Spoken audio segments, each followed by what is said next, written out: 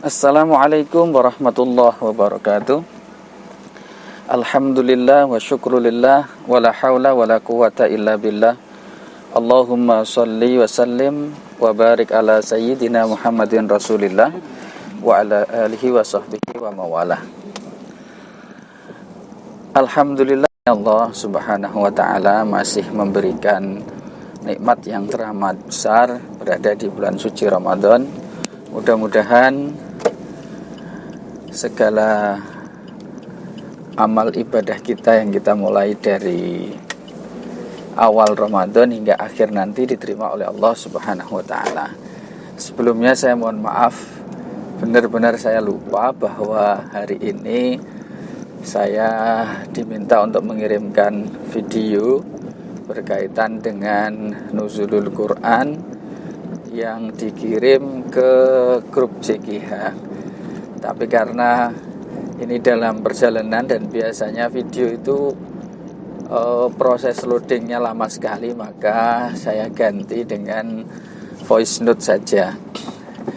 Di dalam Al-Quran Allah subhanahu wa ta'ala berfirman, A'udzubillahi minasyaitonirrajim, Bismillahirrahmanirrahim.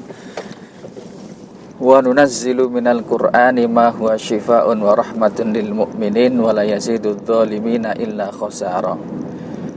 Dan diturunkan Al-Quran bagi orang yang beriman menjadi obat, syifa dan rahmat, tapi menjadi semakin menjadi malapetaka atau kerugian bagi orang-orang yang zalim.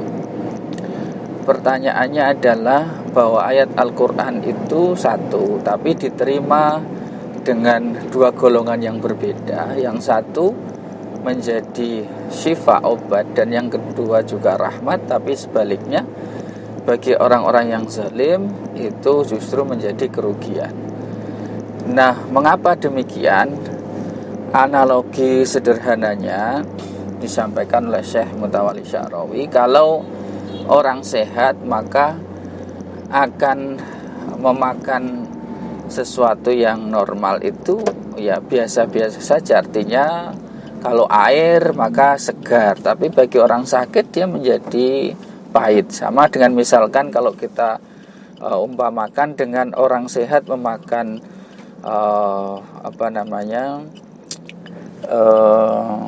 apel yang manis, tapi bagi orang yang sakit dia pahit. Demikian juga bagi orang yang beriman, Al-Quran itu maka menjadi kebaikan, bisa diterima.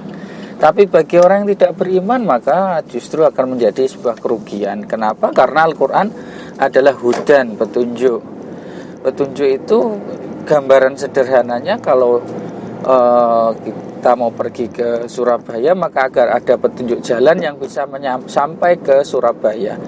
Sama dengan seperti itu, bahwa petunjuk dan rambu-rambu yang ada dalam Al-Quran pada hakikatnya adalah untuk keselamatan manusia. Nah, syifa di sini dibagi menjadi dua. Satu, syifaun lima fisudur, syifa obat bagi hati.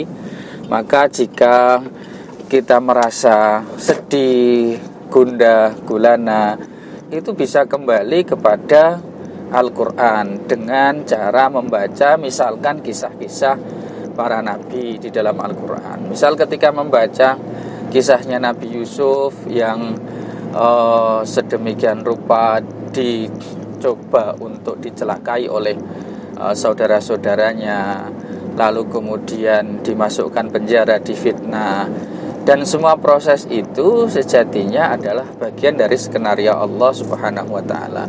Jika tidak kemudian dimasukkan dalam sumur, maka tidak mungkin bertemu dengan pejabat yang membeli Yusuf dan diadopsi menjadi anak.